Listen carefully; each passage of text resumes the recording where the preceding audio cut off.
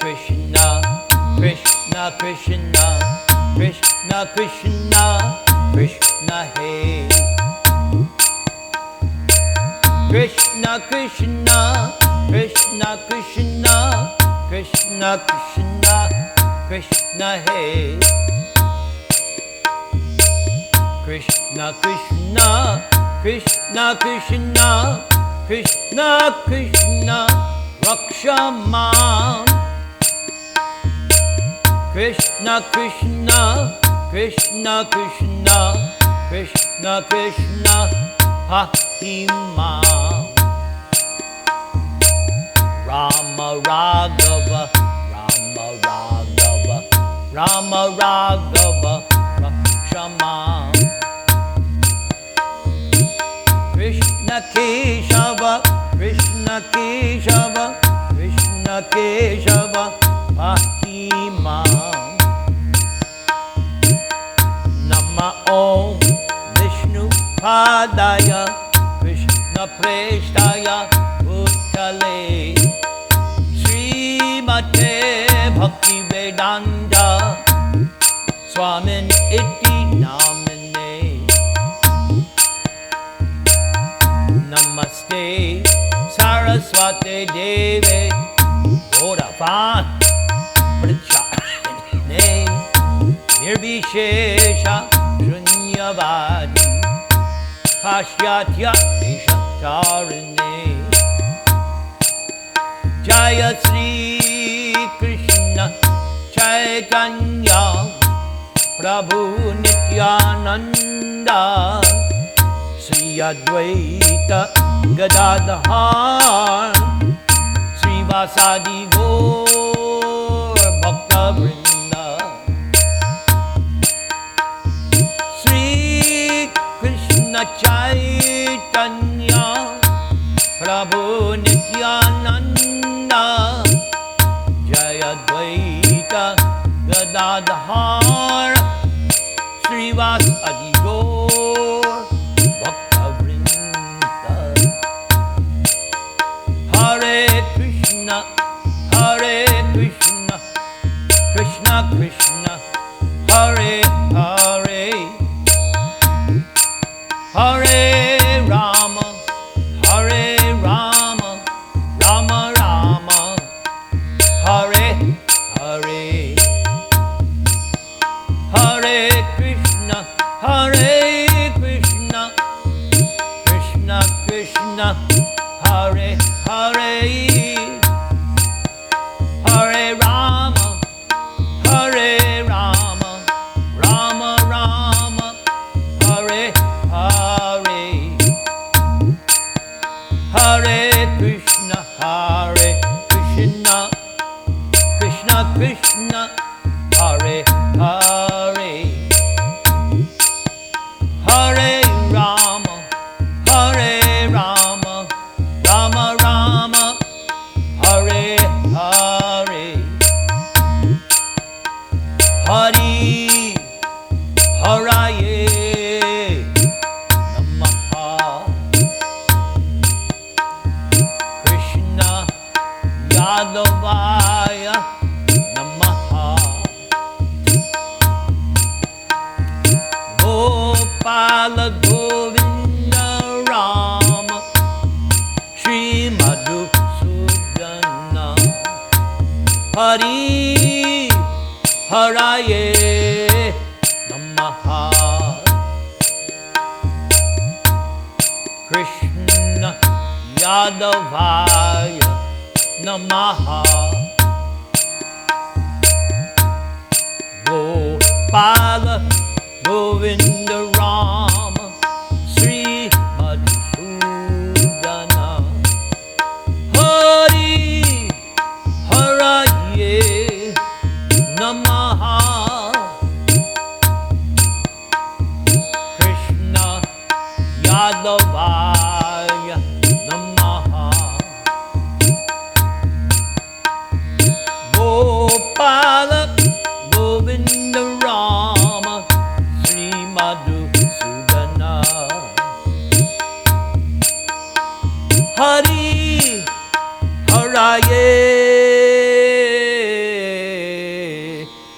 Namaha.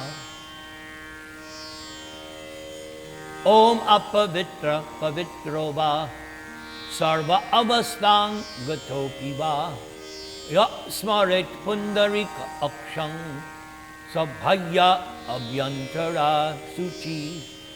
Shri Vishnu, Shri Vishnu, Shri Vishnu. Om Ajnana Timarandhasya Jnana Anjana Shalakaya Chakshurmilitang Yena Tasmai Sri Gurave Namaha. Mukam Koroti Vachalang Pangung Lang Hayate Girim Yat Kripa Tamahang Vande Sri Gurun Dinataranam. Yat Kripa Tamahang Vande Parama Ananda Madhavam. Trinadapi Sunichena Tarar Iva Sahishnuna. Amanina Mananena Kirtaniya Sadahari. Hare Nama, Hare Nama, Hare Nama Eva Kevalam. Kalau Nastyeva, Nastyeva, Nastyeva Gatir Anyata. Om Namo Bhagavate Vasudevaya. Om Namo Bhagavate Vasudevaya. Om Namo Bhagavate Vasudevaya. So, we begin now a new section. As I mentioned last week, this section is the largest in the entire 10th canto of Srimad Bhagavatam, and as I have made it out, as I have constructed it, we have a total of 36 episodes. So today we will hear the summary and we'll hear the first of the sections. This chapter represents the prayers by the personified Vedas, glorifying both the personal and impersonal aspects of Lord Narayana. King Parikshit asked Shukadeva Goswami how the Vedas can directly refer to the supreme absolute truth, which is known as Brahman, since the Vedas deal with the material realm governed by the three modes of nature, and Brahman is completely transcendental to these modes. We heard in the second chapter of Bhagavad Gita the same point, where Krishna told Arjuna the Vedas mainly deal with the three modes of material nature. And Krishna advised Arjuna in chapter 2 of the Gita to become transcendental, to transcend the Vedas. So that is what we call Vedanta, the end of Vedic knowledge. What is the conclusion of the Vedas? That is what this chapter is dealing with. In reply, Shukadeva Goswami described an ancient encounter between Sri Narayana Rishi and Narada Muni at Badarik Ashram. Traveling to that sacred hermitage, Narada found Narayana Rishi surrounded by exalted residents of the nearby village of Kalapagram. After bowing down to Narayana Rishi and his associates, Narada submitted the same question to him. In reply, Narayana Rishi related an account of how this very question had been discussed previously, long ago, among the great sages living on the planet known as Jana-loka. Once these sages, feeling inquisitive about the nature of the absolute truth, chose Sanandana Kumara to speak on this subject. Sanandan told the great sages how the numerous personified Vedas, appearing as the first emanations from the breathing of Lord Narayan, recited prayers for his glorification just before the creation. Sanandana Kumar then proceeded to recite these elaborate prayers, which are known as the prayers of the personified Vedas. And the residents of Jana-loka were perfectly satisfied upon hearing Sanandana Kumar recite these prayers of the personified Vedas, which enlightened them about the true nature of the Supreme Absolute Truth. And thus they honored Sanandana Kumar by their worship. Narada Muni was equally satisfied to hear this account from Sri Narayana Rishi.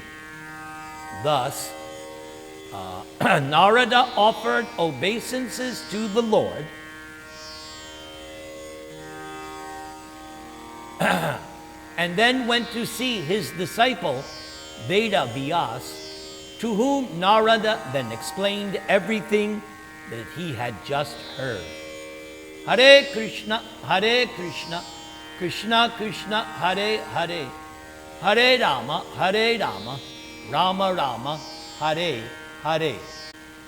For those who did not come exactly on time, we just heard the chapter summary of this long, biggest chapter of the 10th canto.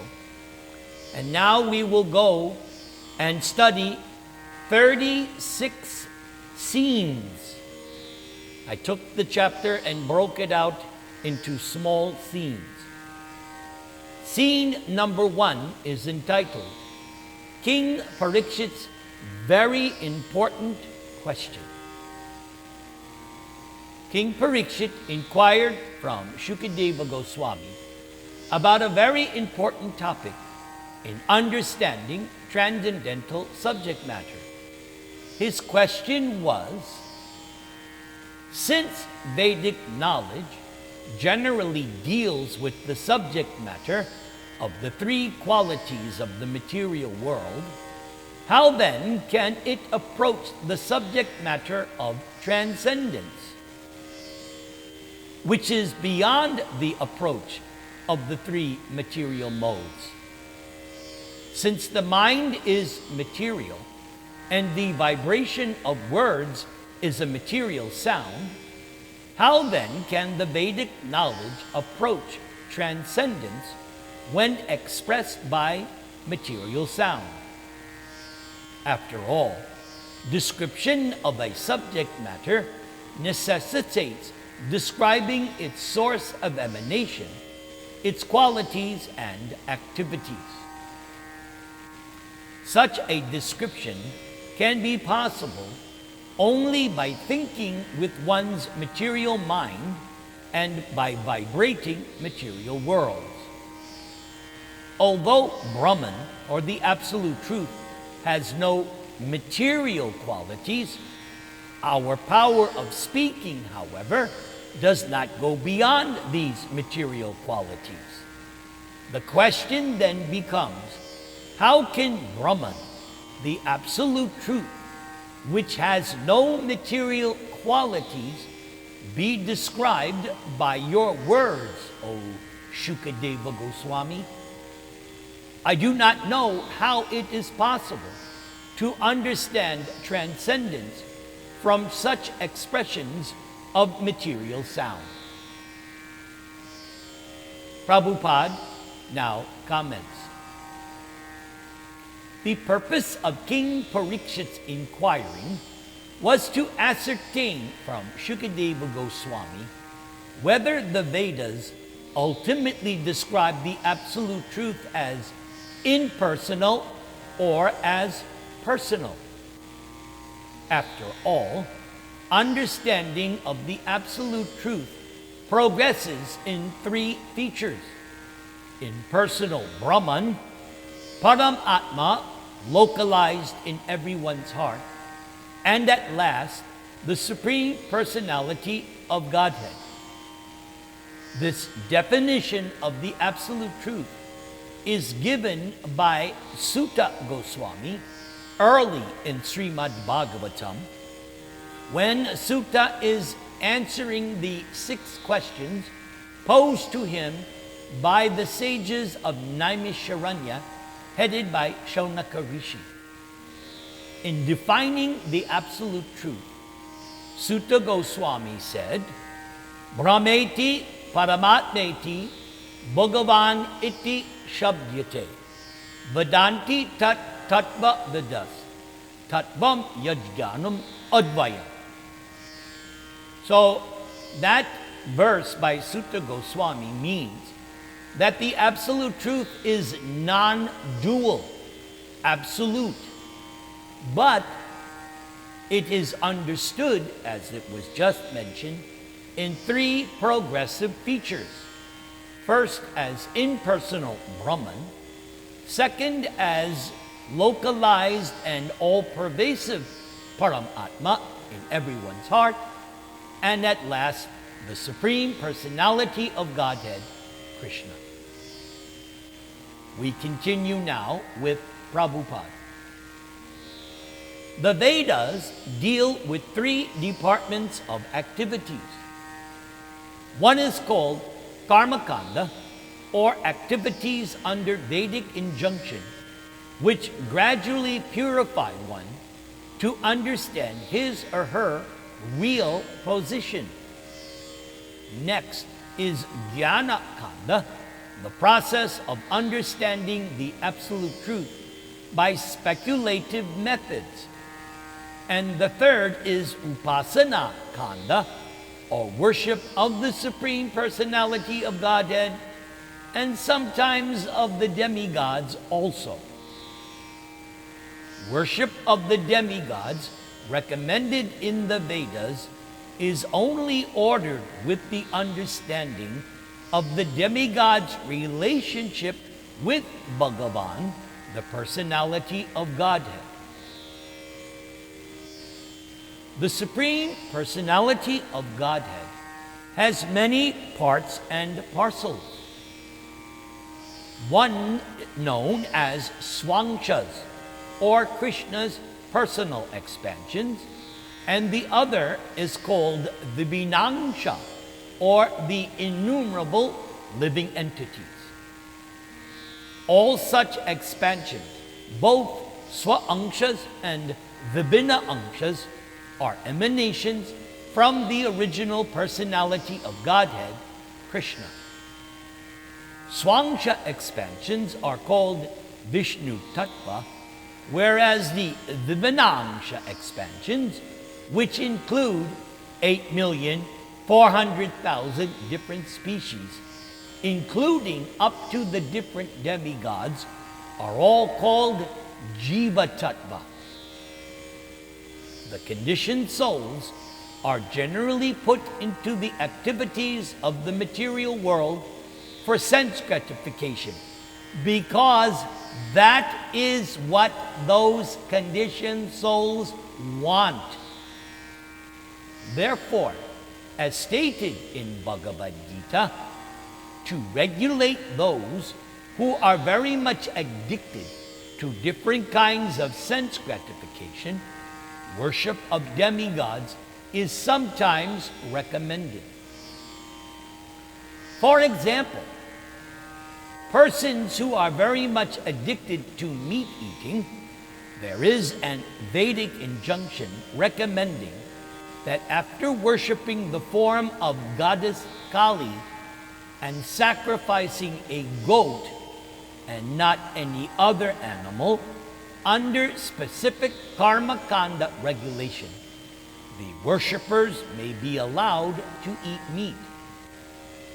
However, the idea is not to encourage meat eating, but to allow that person who is persistent to eat meat, that one does so under certain restricted conditions. Therefore, worship of the demigods is not worship of the absolute truth, but by worshiping the various demigods, one gradually comes to accept the supremacy of the Supreme Personality of Godhead in an indirect way. This is also mentioned by Krishna in his Gita. Yepi anya devata bhakta yajante sradayan vita tepi mam eva kaunteya yajanti avvidi purvakam. This indirect acceptance is thus described by Krishna in Bhagavad Gita as avidhi. Avidhi means not bona fide. Since demigod worship is not technically bona fide, the impersonalists stress concentration on the impersonal feature of the absolute truth. So, King Parikshit's question was, what is the ultimate target of Vedic knowledge? Is it concentration on the impersonal feature of the absolute truth, or concentration on the personal feature? After all, both the impersonal and the personal features of the Supreme Lord are beyond our material conception. The impersonal feature of the absolute truth, which is technically the Brahman effulgence, is only but the rays of the personal body of Krishna. These rays of the personal body of Krishna are cast all over the creation of Lord Krishna. And that portion of the effulgence, which is covered by the material cloud, is called the created cosmos of the three material qualities, sattva, rajas, and tamas, translated as goodness, passion, and ignorance. So the question remains, how can persons who are within this clouded portion, which we know as the material world, how can they conceive of the absolute truth by the speculative method? In answering King Parikshit's question, Shukadeva Goswami replied that the Supreme Personality of Godhead has created the mind, senses, and also living force for the purpose of sense gratification in transmigration from one kind of body to another, as well as for the purpose of allowing liberation from the material creations. This means that there are two purposes for the material creation. One is to give facility for the rebellious living entities to enjoy sense gratification to their heart's desire, and the other purpose is to allow those who are serious and sincere the chance to become liberated. In other words, the senses, mind, and living force can be utilized either for sense gratification and transmigration from one body to another, or for liberation. The Vedic injunctions are there just to give the conditioned souls the chance for sense gratification under regulative principles, and thereby also give them the chance for promotion to higher material conditions of life. Ultimately, if consciousness is purified, then one comes to one's original position and goes back home, back to Godhead. The living force is intelligent. One, therefore, has to utilize one's intelligence over the mind and senses. When the mind and senses are purified by proper use of intelligence, then the conditioned soul becomes liberated. Otherwise, if the intelligence is not properly utilized in controlling the senses and mind, the conditioned soul then continues to transmigrate from one kind of body to another simply for sense gratification. Another point clearly stated in the answer of Shukadeva Goswami is that Lord Krishna created the mind, senses of intelligence of the individual force, but it is never stated that the living entities themselves were ever created. Just as the shining particles of the sun's rays are always existing along with the sun, the living entities exist eternally as parts and parcels of the Supreme Personality of Godhead. The conditioned souls, although eternally existing as part of the Supreme Lord, are sometimes put within the cloud of the material concept of life in the darkness of ignorance, again because that is what the conditioned soul desired. The whole Vedic process is to alleviate this darkened condition. Ultimately, when the senses and mind of the conditioned being become fully purified, he or she then comes to one's original position, which is called Krishna consciousness. And that is tangible liberation. In the Vedanta Sutra, the first sutra or code questions about the absolute truth with this statement, Ahato Brahma Jigyasya. What is the nature of the absolute truth?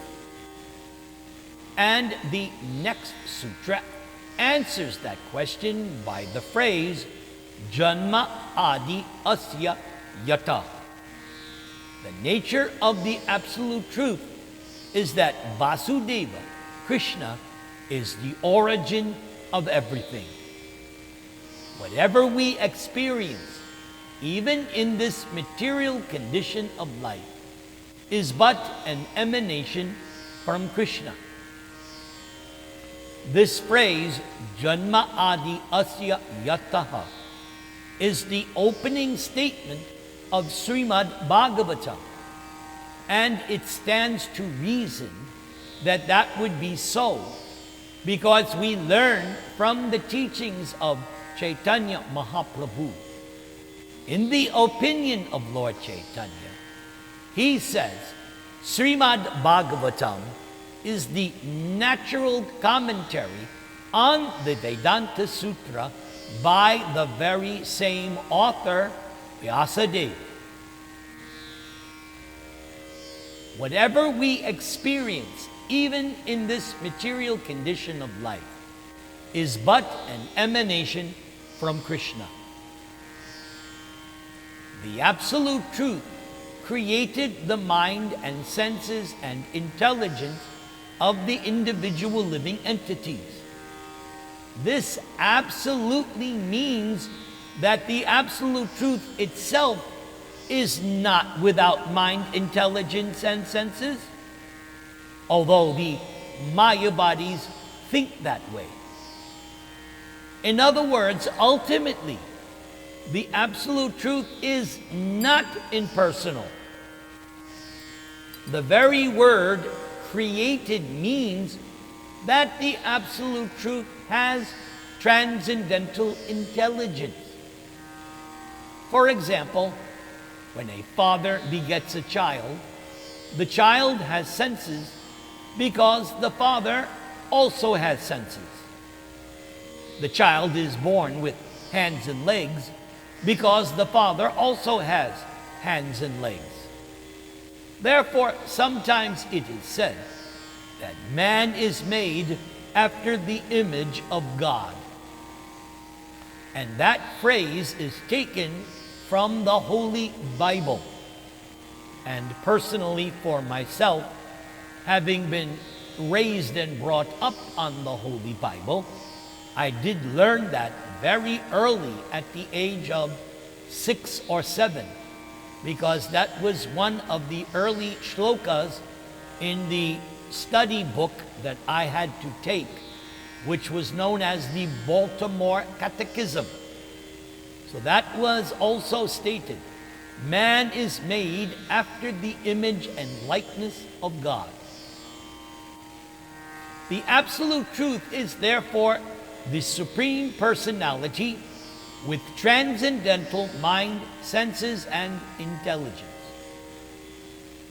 And when one's mind, intelligence, and senses are purified of material contamination, one can understand the original feature of the absolute truth as a person. This is also explained by Narada in his treatise, where he says that Sarva upadi vinirmuktam tat padat vena nirmala rishikena rishikesha sevanam bhaktir uchite. That verse by Narada gives us a definition of what we know as bhakti. Narada's point, and Lord Chaitanya quotes this verse in his teachings, that first one has to become free from all material designations. Just as Krishna begins his instructions to Arjuna from that same point of view, trying to get Arjuna out of the bodily concept of life. Then, number 2, one has to live a pure life, meaning no sinful activities. That's why before initiation, one has to vow that one will no longer engage in meat eating, intoxication, illicit sex, and gambling. So then Narada says, when these 2 things are satisfied, Rishikena Rishikesha Sevanam, then with your senses, yes, your material senses, because that's all you know, with those senses, you serve the master of the senses, Krishna, and one of his names is Rishikesha, or master of the senses. Prabhupada continues. The whole Vedic process is to gradually promote the conditioned soul from the mode of ignorance to the mode of passion, and from the mode of passion to the mode of goodness. In the mode of goodness, there is sufficient light for understanding things as they are.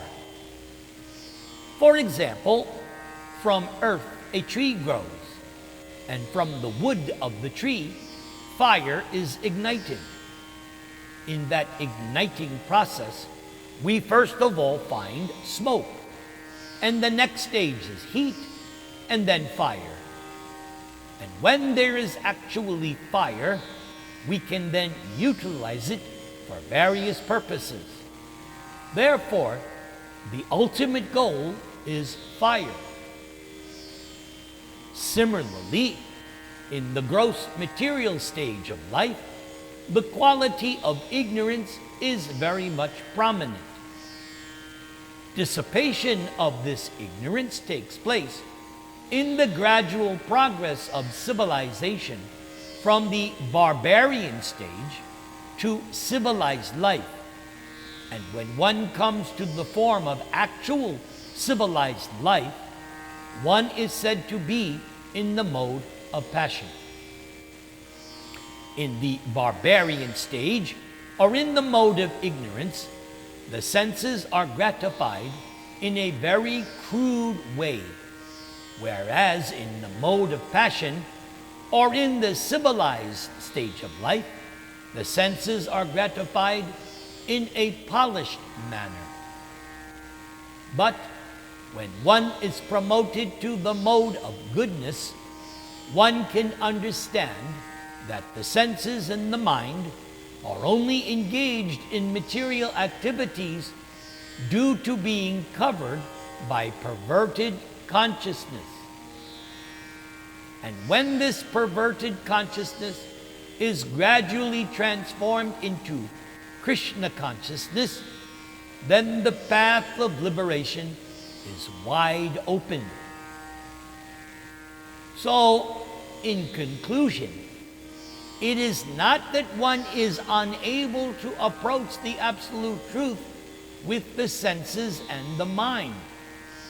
Rather, the conclusion is that the senses, mind, and intelligence in the gross stage of contamination cannot appreciate the nature of the absolute truth, but when purified, the senses, mind, and intelligence can understand what the absolute truth is.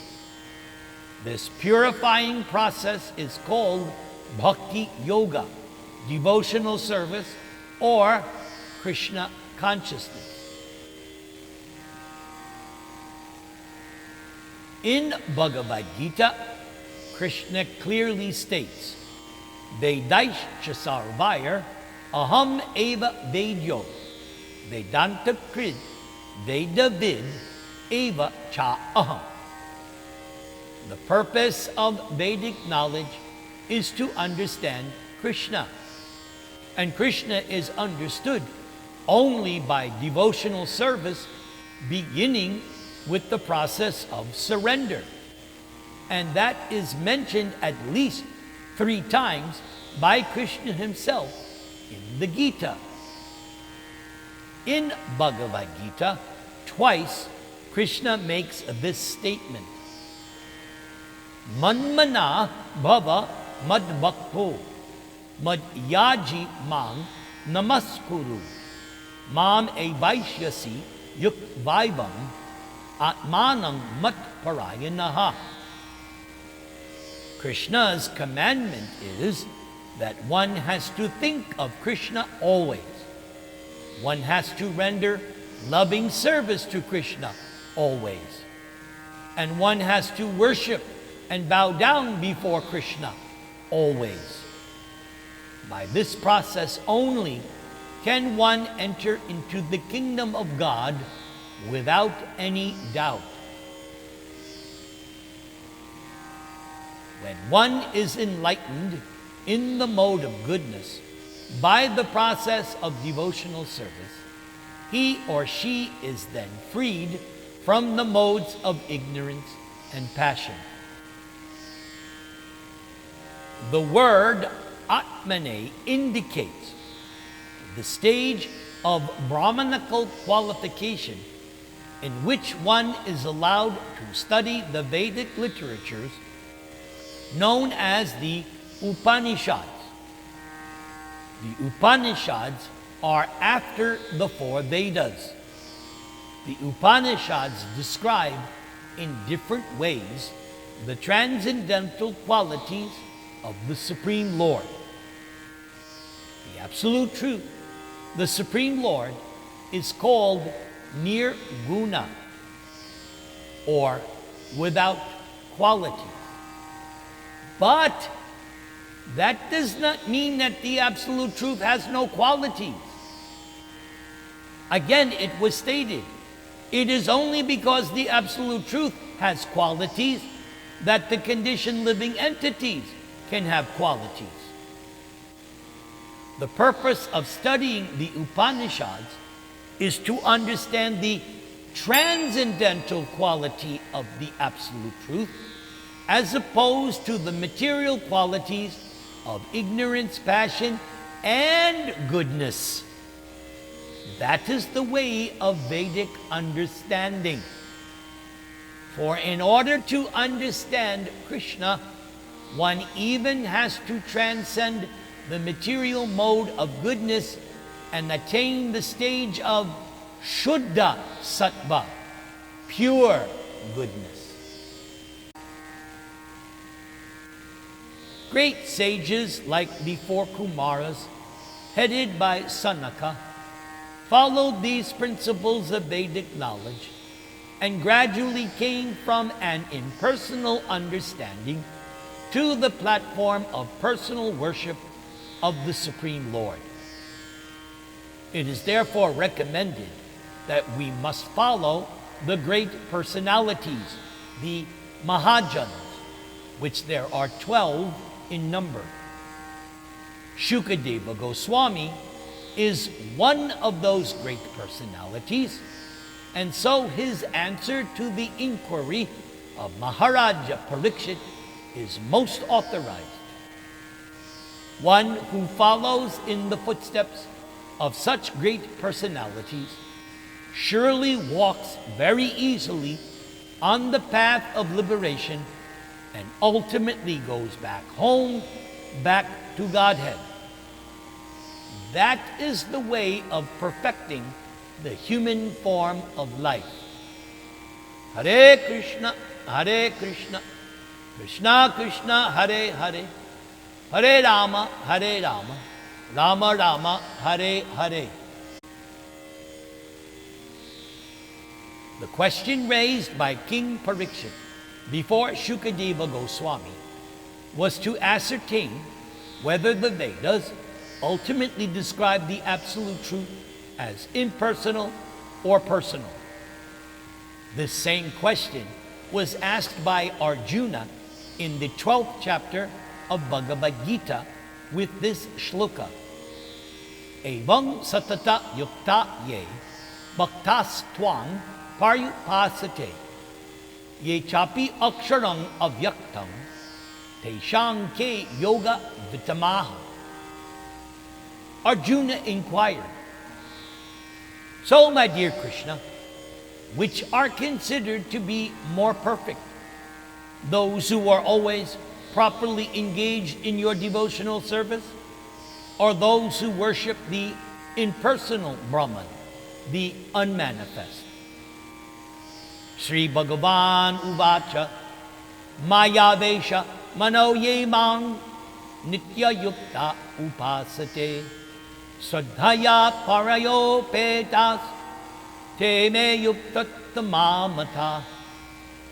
Krishna replied to Arjuna's question by saying, "Those who fix their minds on my personal form and who are always engaged in worshiping me with great and transcendental faith are considered by me to be most perfect. Klesho adhikataras tesham avyakta sakta chetasam avyakta hi gatir dukam dehabad bir avapyate." But for those whose minds are attached to the unmanifest, impersonal feature of the Supreme, advancement is very troublesome, my dear Arjuna. To make progress in that discipline is always difficult for those who are embodied, in other words, conditioned souls. Prabhupada mentioned that in the Bhagavad Gita it is confirmed, quote, "The conditioned souls are generally put into the activities of the material world for sense gratification." The following shlokas can thus be referenced from Bhagavad Gita. Yagya artat karmano yatra loko yang karma bandanaha tad artang karma kaunteya mukta sangha samachara. Work done as a sacrifice for Vishnu has to be performed. Otherwise, work causes bondage in this material world. Therefore, O son of Kunti, perform your prescribed duties for Vishnu's satisfaction, and in that way you will always remain free from bondage. Saha yagya praja shristva parovacha prajapati anena prasavishyadvam eshavosvishta kamaduk. In the beginning of creation, the Lord of all creatures sent forth generations of men and demigods, along with sacrifices for Vishnu, blessing them by saying, "Be thou happy by this yagya sacrifice, because its performance will bestow upon you everything desirable for living happily and achieving liberation." Devan bhavayatanena te deva bhavayantu va parasparang bhavayanta sreya parang avapsyata. Demigods, being pleased by sacrifices, will also please you. And thus by cooperation between men and demigods, prosperity will reign for all. Ishtan bhogan hivo deva dasyante yagya bhavata tayar datan apadayayo yo bhunkte stena evasa. In charge of the various necessities of life, the demigods, being satisfied by the performance of yagya sacrifice, will supply all necessities to you. But one who enjoys such gifts without offering them to the demigods in return is certainly a thief. Evang privartitang chakrang nanuvarta yatihahya aghayor indriya ramo mogang partha cha jivati. My dear Arjuna, one who does not follow in human life the cycle of sacrifice thus established by the Vedas certainly leads a life full of sin. Living only for the satisfaction of the senses, such a person lives in vain. Kangshanta karmanang siddhyam yajanta iha devata shiprang hi manushe loke siddhir bhavati karmaja. Men in this world desire success in fruitive activities, and that is why they worship demigods. Of course, quickly men get results from fruitive work in this world. Kamaistaistaya rita jnana prapadyante anya devata tangdang niyamam astaya prakritya niyata swaya. Those whose intelligence has been stolen by material desires surrender unto demigods and follow the particular rules and regulations of worship according to their own nature. Yepi anya devata bhakta yajante sradayan vitaha tepi mam eva kaunteya yajanti avvidhi purabakam.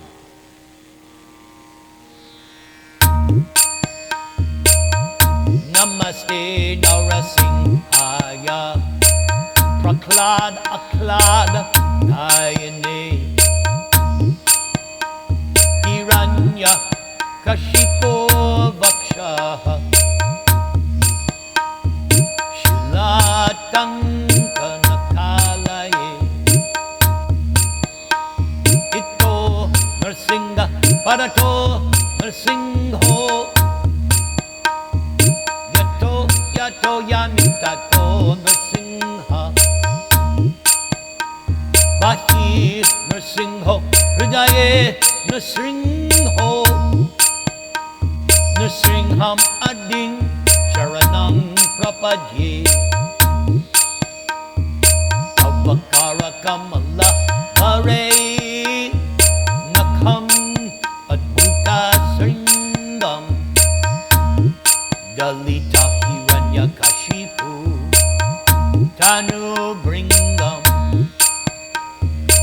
Keshavadrita Narahadi Rupa Jai Jagadisha Hare Jai Jagadisha Hare Jai Jagadisha Hare Hare Krishna Krishna Krishna Hare Hare Hare Rama Rama Rama Hare Hare Om Tat Sat